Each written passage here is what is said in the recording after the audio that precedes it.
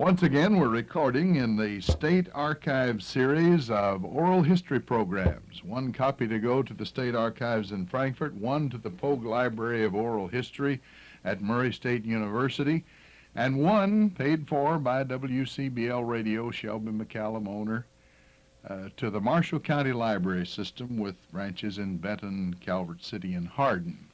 My name is Ray Mofield, and we are pleased to have in our studios as guests today Rollie James Jackson. Welcome, and we'll ask you perhaps an embarrassing question. How old are you? I'm 63 as of last October 3rd. 63, good. That establishes. And for the benefit of the genealogist, would you tell us your father and your mother's name, including her maiden name? My dad was Dewey Jackson, and he was jailer at Marshall County and from 1929 through 1933. Later, he ran a grocery store at the corner of Main, at the corner of Poplar and 12th Street. That's where what is now known as the Young Look. Mm-hmm. My mother was Lucy Edwards. Her parents were Jesse and Nora Edwards. My grandfather, and on my father's side was John Jackson, and my grandmother I never knew because she passed away before I was even born. Mm-hmm. The Jacksons are a very noted family, many branches of it. In fact, Old Hickory became president. Right. And lots General of problems over Rachel. Yeah. Thomas Jonathan became one of the great generals of all time. Right. In Lee's army of the Confederate States of America. Right. And of course, as I said, there are just so many Jacksons up to the modern time. We've got Senator Scoop Jackson. Yes, right. Out west. Out west, that's true. Well, you've helped out some of our genealogists, and there are lots of them in the world today, but we'll get on from that. Where were you born?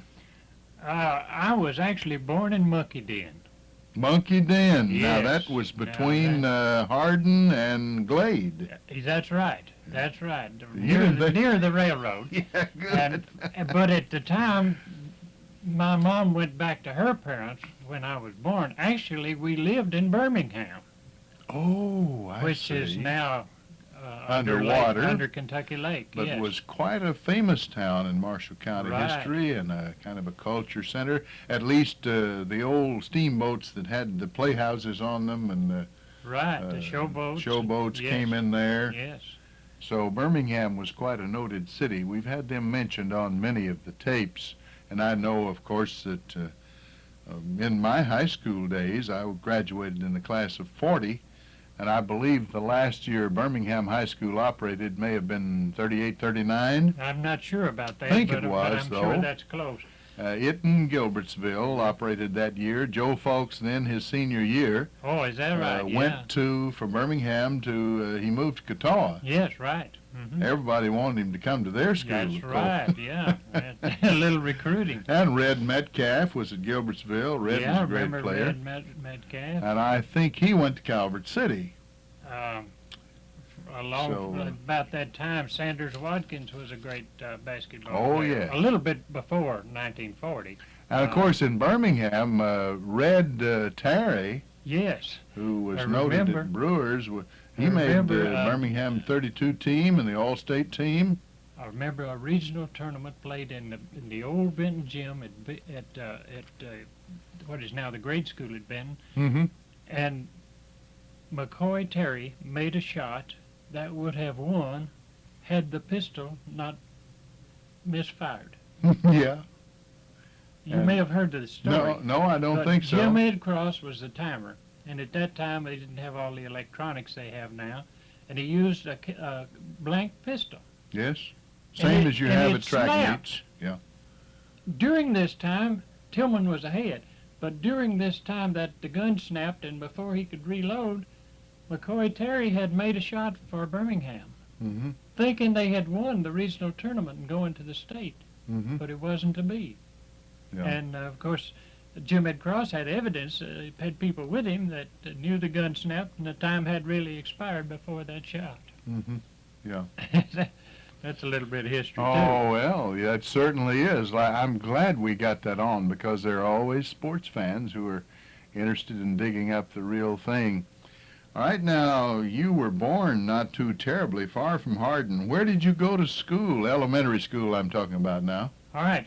At the time I started school, we lived out at what is known as the Jack English house.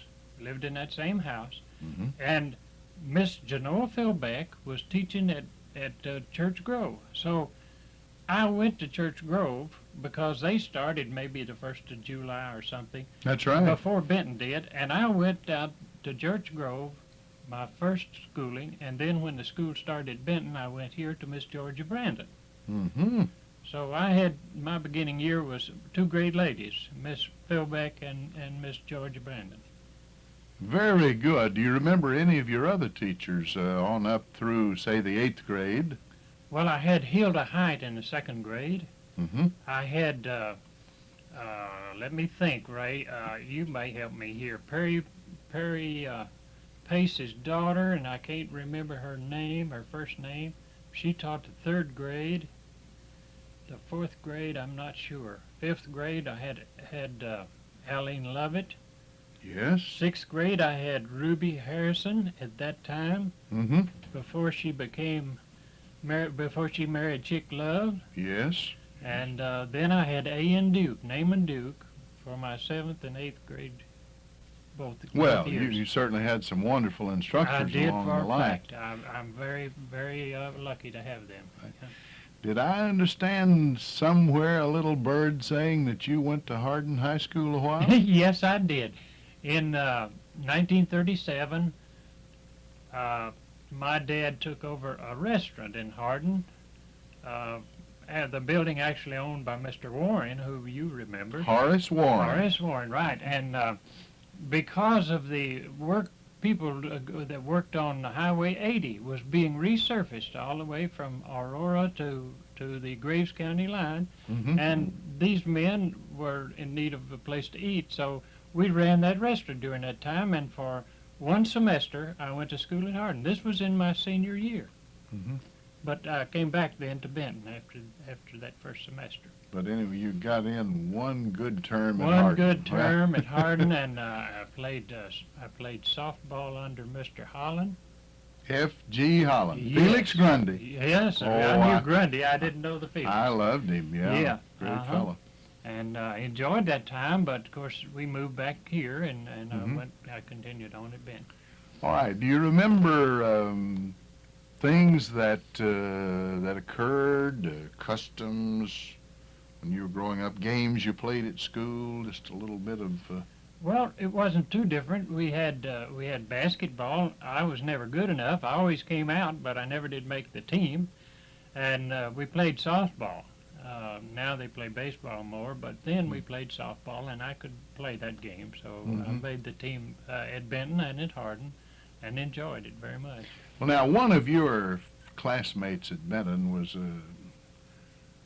at least nationally famous, was he not? Joe Yes. Cross Creason? Yes, Joe was actually 1 grade ahead of me. Mm-hmm. But we were in high school at the same time, and we're very good friends. And I loved that man because he was such a character. He was one of the smart ones in the classes, and he was so absorbed in what he would read that he would forget where he was and actually laugh out loud in the study hall. Yeah. And it was so unusual. Whoever was close would just shake him and remind him where he was.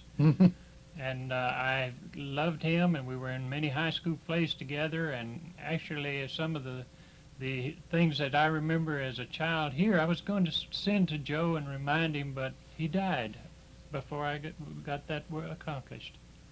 Well, I wonder if you'd just maybe talk on, and if you had sort of a list, either in memory or in writing, could you tell us a few of those things you planned to ask Joe if he remembered? Well, to start with, of course, I go back to 1928 remembering Benton. Now, I lived in Benton before that, but I don't remember it. I was a youngster. Mm-hmm. And we came back from Michigan in 1928, and from then on we were either in town or near town where we lived, and of course At that time, one of the things that first comes to mind at that time, Ray, all the streets were gravel. All gravel streets All in gravel Benton. streets. And that's Now, a little shocking. and to and I today's might people. add to that the fact that there was no waterworks in Benton. In The- 1928, the you had water- no city water. The waterworks, at least not all over town. I remember we lived on 14th Street on the northeast corner of 14th Street and Poplar. Hmm. And I remember that they came in there and totally tore up the streets. I don't know how the people ever got around, but they had big equipment that we had never seen, and that was quite an oddity, you know. Hmm. And of course, that sewage and all they put pretty deep, and it was quite a thing. And then they built the water tower. Miss Margaret Heath told me that she thought that they put up the water tower in 29. Probably so. Probably So- so. I wasn't sure the So date. you but- would be right on the 28th Yes, that there right. was no water. And I remember they put that tower up with mules for power. Now that's something that we don't know about True, now. they didn't have any cranes or anything to lift those sheets up, and so they used a gin pole and snatch blocks, and these mules would pull that cable and Hmm. go off down the hill, and that would bring the sheets of metal up right up to where they wanted them, Sure. and they would attach Kind them of together. a block and tackle Block arrangement. and tackle kind of construction, yeah. Mhm. Mhm. Well, that's a terrific story. Well, I haven't heard anything like that before, and we're so glad that you told it. Well, what else do you remember about? They put that Well- first water tower across from about where the Bank of Marshall Across County from the is Bank now. of Marshall County, yeah. Actually, I remember it across stood from their till parking lot, 5 or I'd 6 say. years ago. Yeah, true. They only tore it down a few years ago. Mhm. But the town grew, and we needed bigger ones and in better position than that. Mhm. And so they. One thing about those gravel streets, when they did begin to pave the streets, they paved, of course, the highways, Mhm. which was Highway 58 and 95 and- went to Murray. Yeah, well, no, 68. Well, no, you're right. it you're was right. 95 Yeah, and 68. right. We're both 68 right. 68 turned left. Turned at Hardin. Yeah, and They didn't build a new 68, that is, running from Aurora through to Draftonville until No, that after World War II. right, true. Yeah, That used to come through Benton Hmm.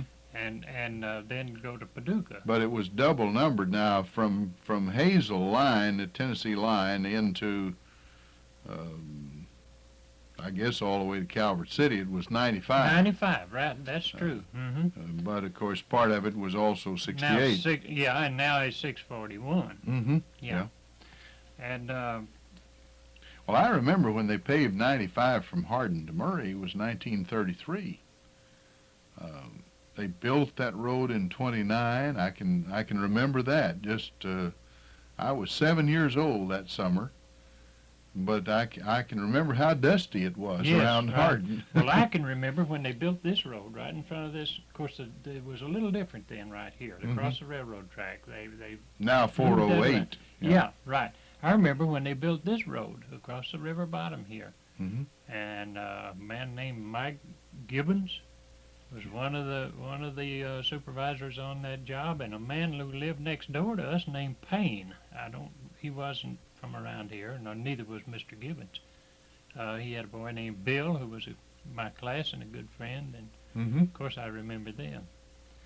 But I also remember about the gravel streets, when they did start to pave them, we had a fad here where all the kids of my age got ponies.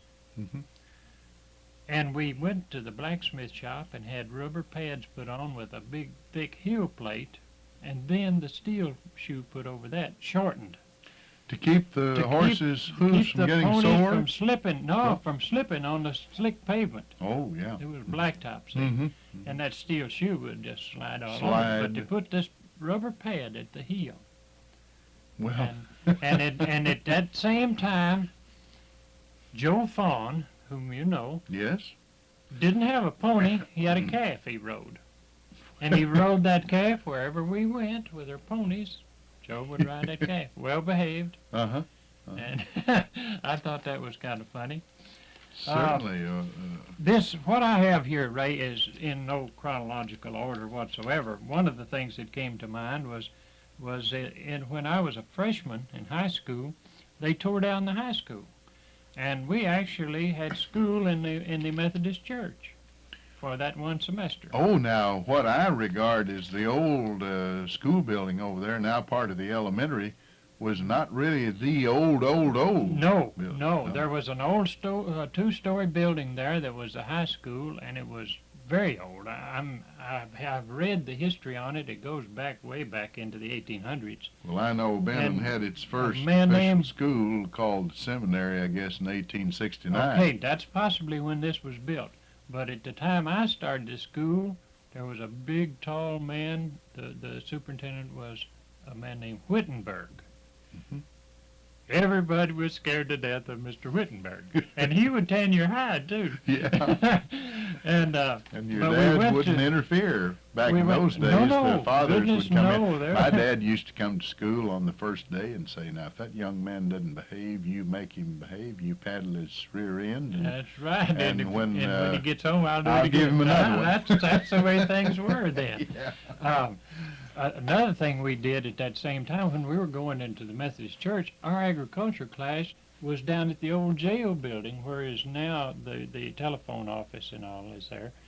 But you may remember the old octagon-shaped building on the corner there was brick. I don't remember that. Well, it was one time a jailhouse, and they all called it the old jail building, and we had our agriculture classes there at that time. And about that same time, beer and liquor was sold all up and down Main Street. I've heard that's it. I don't remember Benton when that was true. There was a tavern where Philip Chevrolet parking lot is, mm-hmm. and they were just scattered all the way down to the river, and it didn't matter what age you were. You just went in and bought what you wanted. Mm-hmm. I'm glad things are not like that. Well, I am too. Yeah. During my grade school years, of course, Dad rented various farms around, sharecropped here and there, and most of my grade school career was spent in Callaway County. Yeah. So I missed a lot of the days of Benton you're talking about. Well, now, sometime along my life, we lived in Callaway County. We lived at Cherry Corner. I know where that is. Okay, we lived up there. There's Cherry Corner School and Cherry Corner Baptist Church. Right. Well, we lived on a farm owned by Mr. Oscar Trevathan. I know Oscar Trevathan well. He was a great bass singer. Yes, he was, yes. And he had a son who was a good singer. Oh, Galen. Yeah, right. And, that's right. Well, while I was in elementary school, we used to go over on Green Hill for our picnics. And that's one of the main residential districts now. Green Hill subdivision and all what at one time was the best homes in town were built. Oh, yes. That was a picnic area when I was in the low grades. And it was pretty up there. It was actually green. It was pretty, and trees were just That's the first time I've heard that. I'm so glad you brought that out. Okay. And now, in 1928, there was a house not actually on part of what is Green Hill, where somebody had smallpox. Dr. Sam Henson vaccinated everyone in the Benton school. We could see the house from our classroom. Mm-hmm. So, and then the vaccination was the big old kind where he scratched a great big place big as a $50. Yeah, I remember that. Dr. Sam Henson vaccinated all of us in 1928. And I remember him as county health officer. Yeah. Town Creek here, that caused a lot of trouble, flooding and so forth. They act like that's new because it's filled up. I learned to swim in that thing when it was out all over the bottom. Yeah, but I'm trying to think of this old mill that used to sit over here where across the street from Benton Hardware, Brandon's mill. Mr. Brandon had a mill there where they cut timber and made it into finished lumber and all. And that creek would get all over that. Now the tree that's there that comes in by Sears, I'm not sure what the name of that street is. That's well, it doesn't matter, but that used to be flooded. all the way up to that other street, which is Elm Street. Birch. Birch Street, okay. Yeah. Now that wasn't there when I was growing up, Mhm. and the water came all the way up on there, and with the current, it was pretty easy to learn to swim. Yeah. but when it wasn't flooding, we had holes like right where Benton Hardware is. That Mhm. creek right there had a couple of big holes where you could get some fine sun perch there. I'd take them home, and Mom would cook them for me. Oh, fry that Yeah, up good yeah, and brown. Good experience. And we used to walk right down this road right here that we were looking at and go to the old iron bank hole. We'd go down to this river bridge and turn up and go maybe a quarter of a mile or less to a swimming hole there. And you had to watch where you dive because there's a big log down under the water. You had to miss it. Oh, But that's where we and we would walk. you remember the covered bridge then? Yes, I remember the cover. North We used side to of- travel that road to go to Paducah. Mhm. And right beyond that is Salyer's Hill, Mhm. and it used to be in T-model days a challenge to see if you could make that hill in high. High gear. And a lot of them who had the gears worn a little bit would have to turn around and go backward up that hill in reverse because you didn't wear your reverse gear very bad. And with the no fuel pump and the gas tank under the seats, you ran out of fuel sometimes. Yeah, going and forward. it wouldn't. Yeah, going forward, and you turn around where it'd have a gravity flow, and that's My all first the way car ahead. was Model T, so I know My them pretty first well. one was too. Yeah, and the old fairgrounds, the baseball park, used to be right where Benton Hardware Store is now, and all Somebody the way told back me there was a cotton gin in Benton one time. Do you remember that? Ross Acree. Ross Acree ran a cotton gin at across from Hutchins, where Joe Tom Haltom has a car lot now. On that corner, We got Ross it Acree. located. Ross- So you're the first fellow that Ross I've ever Acree found. had a who- cotton gin there, and right across the street where Hutchins sits right now, Uncle Jim Epperson lived. Now, Uncle Jim was a black man. He and Aunt Dealey lived there, and he was the janitor up at the Bank of Benton. Mhm. And then next to that was the light plant. We had our own electric plant here, and Mr. Johnson, Walter Johnson, I believe, I'm not sure if that's his name, but Jack Johnson's dad Yeah. ran that thing, and I can just see him wiping it. It was all just absolutely clean, big red machinery there, you know. I used to I go can see him doing to the that. old plant that Fate Cox ran at Hardin. Mm-hmm. I believe someone told me it went in 1912, maybe a little bit before the one in Benton did. I think Boris Utley said that. Mm-hmm. And, oh, I could watch that for hours. Yes, right, that great big old Flywheel. flywheel they had on that, yeah. Well, has anyone mentioned before that we had a CCC camp in Benton? No, I All haven't right. been told that. Good. Tell us about it. Out that whole hillside where the county garage is now, from the cemetery all the way down to 12th Street there, where there's several homes there now, you know. Mm-hmm. And a few years ago, I bought a lot at the end of 13th Street, across the creek. I had the only house across the little branch there on 13th Street. I built a home there. Yes. And in doing my lawn, I pulled up some of the old sewer pipes that the CC camp had there. Yes. So I lived on that very place.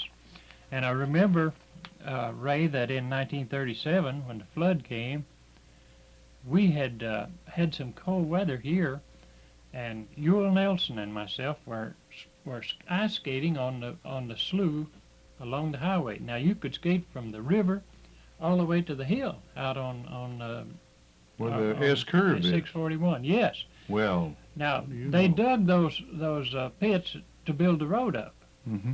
and so it was wide open then. There was not even any trees growing along them, see, like there Yeah. is now. And they filled up and so forth. But then it was one continuous place and a great place to ice skate. And we were skating there when the first trucks came out, those Army trucks, CCC camp trucks, loaded with Refugees. from Paducah. And they took all the CC camp away, the fellas away to some other camp, only the ones that were driving the trucks and were needed. And they put the refugees in the CCC camp. Now, they needed a hospital, so they took the Benton gymnasium, the old one that we call the old gym now, and made a hospital out of it. And during this time, we did the laundry in the boys' dressing room. The agriculture class and the boy basketball team did the laundry for the hospital in the boys' dressing room. Well, I bet you hadn't heard that No, before. I hadn't heard that story. Well, I I'm really glad hadn't. we got that in, because that was a time in history was Uh-huh. pretty bad for a lot of people. It certainly was. Yeah, and when I remember, Ray, we had a two-wheel cart with hoses on it. Now this is when they first put in the waterworks, and they put some fire hydrants. They had a big, like wagon wheels, big high ones, with a lot of water hose on it, and they had a big bell on the corner on the southwest Just sort corner of the like a court farm square. dinner bell? Yeah, big, only bigger. Mm-hmm. And when there was a fire, they'd get the information there, and somebody just ring that thing, and That people was would the come. fire alarm. That's a fire alarm, and people would come running and help, and they'd take that cart and they'd take it to the first fire plug they found, and hook it up, and everybody came to help. Mm-hmm. And then, about that time, in 1940, we got the first fire truck in Benton. It's a white Chevrolet truck. I think they still have it. Boys from Mr. Kurt Phillips, I guess. Yes, right. Mr. J.R. Brandon, I was working for him at the corner store there, and he was a commissioner, on the city council, Mhm. and so he got me involved with the independent fire department, volunteer. The first fire we had, after we were organized, we'd had several practice runs with the new truck and learned how to use it and so forth. But now remember, at this time, nobody had cars. There were When very the few. alarm went off, now they put in a siren at this time, see? Mhm. But when the siren went off, you jumped out of bed, put on your clothes, and ran to the fire station. Now the fire station was at that time where the office is of Phillips Chevrolet used cars. Mhm. You ran up there and got the truck and took it to the fire. But I'm going to tell you about the first fire we had was at the old hotel. Miss McDaniel ran an old hotel where I guess now is First Federal, right along there where Yes. First Federal is now. In 4 minutes from the time the alarm went off, we had fire going in that building. Now we thought this was great because, like I said, we had to run to get the equipment and get the equipment there and get it hooked up and Of get course it it going. was. And in 4 minutes, we were very proud of that. You're putting water on the fire Putting in 4 water minutes. on the fire in 4 minutes from the time the alarm went off. Now you don't get that kind of service today, but we did that, and it was quite amazing. We Yeah. were proud of that because we'd practiced and worked hard for that. And I know you've got some more incidents to tell, and we want to hear all of them that you have. Before we do, though, unless I totally forget it, you sometime in here you married, oh yes, and tell us about your wife. well I met my wife on the riverbank at Haddock's Ferry in Calvert City. Yeah.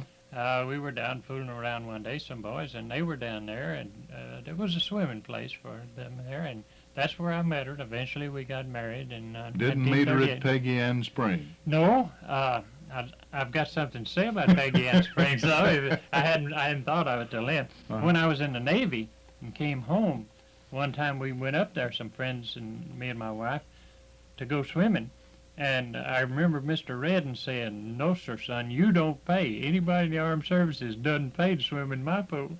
So you can remember Mr. Great. Redden. And Yes, the I pool. remember Yeah. Mr. Redden. Yeah. So Your that- wife's name was what? Evelyn. She was Evelyn Cash. Evelyn Cash. Yeah. Did you have any children? You two. Yes. I have Don Jackson is my son. Mm-hmm. Now she had been married before.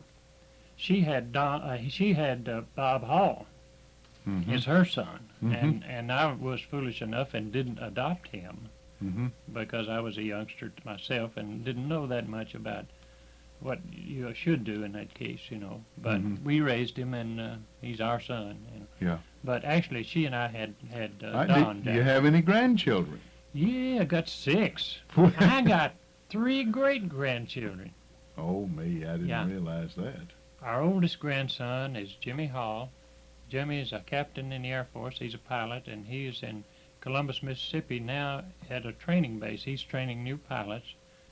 They have a man in charge of each class of about 80 student pilots, and now he's in charge of all of those who are in charge. But he still trains pilots. He still flies every day, and that's just added paperwork he has to do. Yeah. But he has two little boys. They live in Caledonia, Mississippi. That's just outside of Columbus. Yes. And then Doug Hall, his brother, has a little boy. And in between them is Suzanne, and she's in the Air Force, and she's at Little Rock, Arkansas. Mm-hmm. That's just outside of Columbus. Yes. And then Doug Hall, his brother, has a little boy. And in between them is Suzanne, and she's in the Air Force, and she's at Little Rock, Arkansas. Mm-hmm. And have another boy that's in high school out here, their youngest brother. So that's the four that Bob has. Now, Don has two children, Dean, who's a junior at Murray State University, and Donna, who's a sophomore at Marshall County High School. Well, all right. Now, that brings us up to date. All right. Now, you go back on any more incidents that you might have in Benton in an earlier time. I can remember one time when Nelson's drugstore was only half as big as it is now, but that wasn't what started Daddy. Out in front, between the paved street and the sidewalk was a little area that is now paved, but it had a little elm tree there. They built a box around this, a frame around to keep people from leaning on it, from whittling on it, and so forth. Mm-hmm. That's one thing comes to mind from back then. And the cannon in the courthouse yard. Do you ever remember Oh, that I cannon? remember that. Okay, let me tell you about the cannon. The cannon was placed there sometime after World War I, but during a time my dad was jailer. It was actually a gun from the Civil War, Yeah, wasn't well, it? maybe the Civil War. Yeah, I'm Yeah. not sure about the And where I it came from. know they had a marker up there, and that US 68 was called Jefferson Davis Highway. Right. Okay, now my dad, being jailer, had custody of the courtyard and the building and so forth. For some unknown reason, he was cleaning up and so forth. He painted the cannon white. Mr. Olds, who was then the publisher of the Tribune Democrat, it was at that time, Yes. wrote a scathing thing about that, and my dad not too up on military etiquette and so forth, but he painted it white. Well, I wish I had it. I dearly wish I had it, but Mr. Olds wrote a poem about the cannon painted white. And it was in the paper, and I surely wish I had saved that. It was kind of embarrassing for my dad because he didn't know any better. Mm-hmm. But everybody thought it was a great joke, you know, and it was, but Yeah. it was on my dad. I don't remember the man, but I know I've read Freeman and Olds' history of Marshall County in 1933. Okay, that was Mr. Olds who was had the paper at that time. I remember him well, white-headed man with a white mustache. Yeah, Mhm. I can just see him. And I remember, well, we could get into a lot of things, but we had several blacksmith shops. We had several mills. That is a grist. Paul Cross had a grist mill. Mr. Jimmy Johnson and Gillard, his son, had a big mill up there on the corner of 12th and Poplar, where the florist is Florist, now and all yes. that. Yeah. Mhm. And later, a man named Kitchens bought that and had a produce house there and bought scrap iron. Had a big pile of scrap iron out there. Mhm. And then Bear White, Merlin White's dad, Yes. had a mill over here on Main Street about where the bank of, well, I'd say the south end of the Bank of Benton would be about where his Mhm. mill was at that time, and Did they have Smith. a flour mill in town? that's what I'm talking about. Mr. Yeah. Johnson's was a flour mill, so was Bear White's. Now Paul Mhm. Cross's was just a grist mill. Grist for mill, yeah. corn making meal. Meal. Yeah, right. And we had Bruce Morgan had a shoe shop. It was about where I guess where Solomon's Insurance is now, State Farm Insurance. J. Homer. Yeah. Okay, now Have we got time for more, Ray? Oh, go ahead. Okay. We'll, All right. let's take, we got more tape on the reel. I think we've already exceeded our half Yeah, hour. no, They yeah. may cut We us didn't off, get but started. we'll put it in the library anyway. One time, while I was in the eighth grade, a cousin of mine gave me a derby hat. It had the school colors. It had the maroon and gray. Mhm. The hat was maroon. The band around it was gray. It Mhm. had the high school basketball scores painted on it. I was so proud of that. I'd wear it to school. Two young men who were high school students, got that hat and was passing it back from one to the other, and I Mhm. couldn't get it. And one took his knife and cut the top out of it. Oh, me. I was hurt, and I wanted revenge. And I waited my chance, and I got it. One of those young men, who I'll not mention, but had a new leather jacket. I just kind of trailed along and waited for my opportunity, and as he started into Bruce Morgan's shoe shop, I cut the back out of it. Oh, my. I sure did. I sure did. That maybe wasn't a very good thing to do, but it happened. Yeah, that's And, the way children are, of course. I remember Uncle Harry and Aunt Susie Bryant, who had a hamburger place where Philbeck Funeral Home is, Philbeck and Can. Oh. They made the biggest, best hamburgers and had the best grape soda you could ever remember. And probably a nickel. They were, piece. yes, the hamburgers were a nickel. And, they And were this big. grape soda was a Grape nickel. soda was a nickel, and you got a big 12-ounce bottle. And Uncle Harry and Aunt Susie lived in the first house. It's where Philbeck and Can's parking area is now. Yeah. And we lived in part of that while we built the new house down on the corner of 14th and Poplar. Now, I named those streets simply because that's what they are now. At that time, they were not named. They might not have had No name at all, just Main Street, Uh-huh. and that's all. Yeah. Of course, big singing day, you would have stands all around the court square selling pink ice cream and Yeah. cold drinks. I remember that. I remember a cousin of mine, the same one who gave me the derby hat, was up here one big singing day, and we were walking across from Crawford Ferguson over toward the Bank of Benton. The Bank of Marshall County building. Mm-hmm. Now, at that time, it was Crawford Ferguson and the Bank of Marshall County. And they had the streets, the court square roped off. The traffic had to detour around. So we happened to be right there when an out-of-state car had to detour. And they rolled the glass down, or maybe they had it down, I'm not sure. But anyway, they said, "What in the world is going on?" And this cousin of mine, being a little quicker than I was, said, "Oh, this is regular Sunday evening. You ought to be here on Saturday night." The town was full, and they couldn't imagine what that was. Tater Day, of course, we want to get Tater Day in. Oh, It yes. may have been mentioned before, but I remember Tater Day when it really was that. Many, many wagons around the court square still, and And they were selling, actually selling sweet potatoes. they were selling seed potatoes, Mm-hmm. the little stringy kind that you put in a bed to get your plants for the next season. Yeah. Now some of them had sweet potatoes for sale, Yeah. but these were the seed potatoes Mm-hmm. that you could sell, a long stringy one, and you embed that in sand and dirt mixed, and you'd get several plants up from that. Every eye it had, you'd get Sure. you'd get a plant up. And I remember the Indian medicine shows and all that. I distinctly remember one guy would come with a truckload of socks. I mean a big truck. Mm-hmm. And he would get up there and he'd auction off socks. He'd have them a dozen in a bundle, or he'd have 3 in a bundle. If you bought one, he'd throw you another bundle.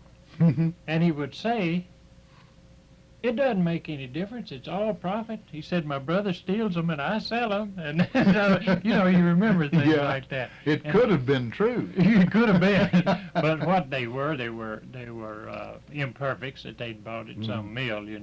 Yeah. But I remember too that And they displayed a snake out there one year.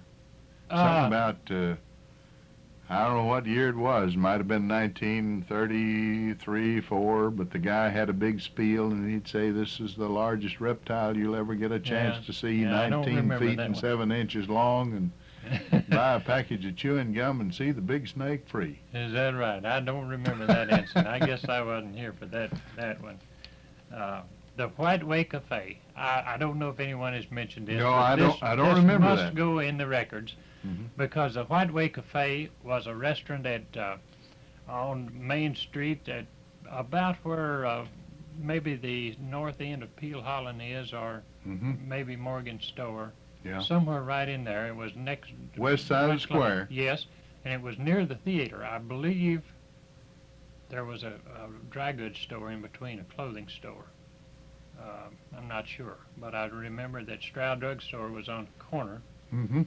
And Who ran the White Way Cafe? Do you remember? Ollie Mathis. Ollie Mathis ran the White Way Cafe, and Sadie Shepherd worked there. Mhm. They had a piano in there, and Sadie, when she wasn't busy, would be playing that piano, and she was great. And Ollie would be standing there at the counter with that big cigar with ashes about an inch long on it. Uh-huh. I can just see it now. and I sit down with a list of things. I mean, I just started thinking, reminiscing, Mm-hmm.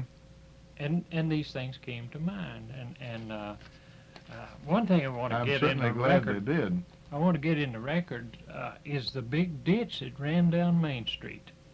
Now, not many people remember that, and I'm talking about people who are old enough, and if you remind them, they do remember it. I never heard of that. There was a ditch that was possibly 15 foot deep and 25 or 30 foot across. Down Main It Street? ran from the old Baptist church, which is the oldest Baptist church in town, Mm-hmm. ran all the way to the railroad. And the people who lived on the west side of Main Street had a bridge across to their place. I Well, remember. how did I you remember get down Frank Main? Lassiter. Frank Lassiter was a little kin to my parents some way, and of course me too. But it was so far now. But I remember his place. It was between 8th and 9th Street there. Mhm. I also remember between. I guess between 7th and 8th Street, yes, about where Carl Ham had a used car place there, a shop. Boy Ford lived back there across that ditch. He had a blacksmith shop, and he had a little whiskey for sale on the side too. I understand because I was too young to buy it at that time. But he had a wife named Node. Uh-huh. Node was the best friend the town ever had, Uh-huh. and nobody cared that she was black. But if you had sickness, she was there to help. And I don't mean to just be there. She was there to help. Now, she Mhm. would just take over. Mm-hmm. She didn't hesitate to walk in anybody's house in Benton. She was loved by everybody. Yeah. That may be a little history on the blacks. I might mention that when I grew up, we had several black people lived in Benton. I'd already mentioned Uncle Jim Epperson and Aunt Dealey lived down there on Main Street. Well, Dr. Stilley had a driver named Jim Jenkins who lived in, where Dr. Stilley house is here in town. Yes. And the two-story garage back there, he lived up over that. Mm-hmm. He wore big leather cuffs almost to his elbow with the brass buttons all over him, and a Mhm. chauffeur's cap. Well, he was a dude. Mm-hmm. But then out on the hill on the south side of town, Miss Davis and her daughter Gertie May, and Gertie May had a couple of children. They lived out there. Claude Davis lived out here on the railroad right across from the station here Mm-hmm. in a little house back there. Boy and Node had several children, and there possibly were some others, but I remember them, and for no known reason, just one at a time left, and first thing you know, we don't have any in Benton, Mhm. which is pretty unusual. Yes. And I can remember living across the street from the Fords, and I'd go over there and play with Charlie Clay, and he'd come and play with me, and Ode would come over and visit my mom, and she'd go over there. I've eaten many meals with her. We have 2 more minutes before the tape runs completely out. Do you have anything you want to put in for certain before we end? Well, I might mention the blacksmith shops. All They right. were very important at that time because everybody drove mules. I had the and horses to be Okay. shod. John Rayburn had a shop, and it was on Poplar Street there at 13th and Poplar. He was later county judge. County judge, right. Let me see. Well, let me tell you about one of the men that worked there. Lex Mortis worked for John Rayburn. Lex did the most of the horseshoe, and John did the building of things that Uh-huh. a blacksmith does. But Lex was a comedian of the area. Lex would tell big stories. Uncle Jim Everson, the black man I told you about, would go down there, and Jim and Lex would preach to him. And Uncle Jim would get so involved, you know, he didn't have any place to go to church and hear any good preaching, you know. So Lex would preach. He would say, and the old hen that scratcheth in the tater patch found a bug and a worm also. This is the way he'd wind up some big scripture. Now, he knew some scriptures. and he would be preaching away, and he would say, whosoever sitteth on a hot stove shall rise, you know, and Uncle Jim would just get up and leave him then, but he'd had him so interested he'd put in something like this. Oh, boy. Well, and I remember Lex mornings. well, thank you so much. I'm sorry we're going to have to stop, but the library reels only hold 45 minutes. I'm sorry, too. And maybe we'll have to get you back another time. Maybe so. Rollie James Jackson has been our guest today. We've heard a lot of original material as far as I'm concerned. My name's Ray Mofield, recording for the State Library, and one copy goes to Frankfort, one stays in Marshall County, and one goes to Murray State University. And that's our program for today.